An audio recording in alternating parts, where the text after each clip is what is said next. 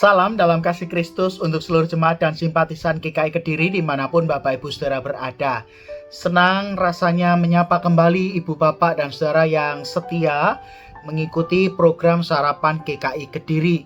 Pagi ini kiranya setiap kita selalu bersyukur dan bersukacita menyambut hari baru yang Tuhan beri. Sebelum kita mengawali hari ini, mari bersama kita berdoa untuk merenungkan firman Tuhan. Kami bersyukur ya Tuhan karena diberikan kesempatan untuk bersama merenungkan firman-Mu.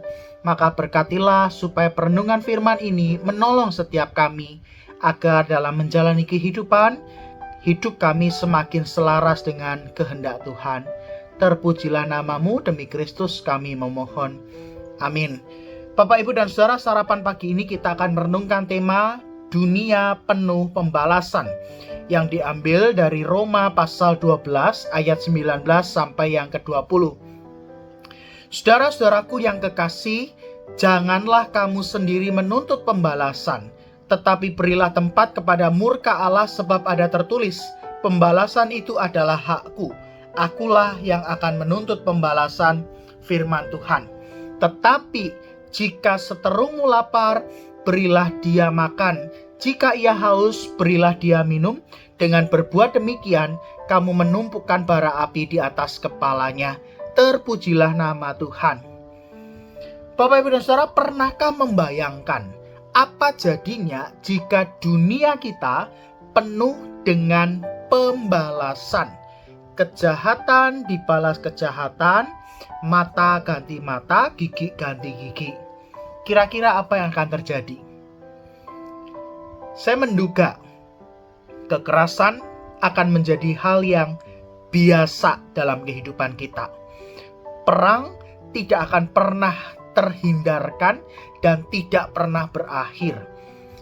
Penghargaan kita pada kehidupan juga akan sirna. Dan karena kita tidak lagi bisa menghargai kehidupan, maka bisa jadi dunia kita akan semakin hancur berantakan. Betapa Bapak Ibu ketika kita berbicara tentang pembalasan, manusia ketika disakiti, dia pasti akan berupaya untuk membalaskan apa yang diterimanya itu. Dan tak jarang dalam kehidupan keluarga kita pun juga berlaku seperti demikian. Kejahatan dibalas kejahatan, pengkhianatan dibalas pengkhianatan. Maka tak heran Bapak Ibu, hidup keluarga kita juga bisa saja terancam mengalami kehancuran. Menarik, ketika manusia memiliki kecenderungan untuk membalas, Rasul Paulus mengingatkan kepada jemaat bahwa pembalasan itu bukanlah hak kita sebagai manusia, melainkan hak yang dimiliki Allah, dan Allah lah yang akan menuntut pembalasan itu. Artinya, yang harus kita lakukan sebagaimana yang dikatakan oleh Paulus, bukan menuntut pembalasan, melainkan membalas kejahatan itu dengan tindakan kasih. Paulus katakan, jika seterungmu lapar, berilah dia makan. Jika ia haus, berilah dia minum. Apa artinya bahwa kejahatan itu tidak selalu harus dibalas dengan kejahatan, tapi kejahatan dapat dibalas dengan kebaikan hati kita. Dan hal itulah yang sebenarnya dikehendaki oleh Kristus ketika ia berbicara kepada murid-muridnya, kasihilah musuhmu dan berdoalah bagi mereka. Bahkan ketika ia di atas kayu salib, Kristus berbicara, ampunilah mereka sebab mereka tidak tahu apa yang mereka perbuat.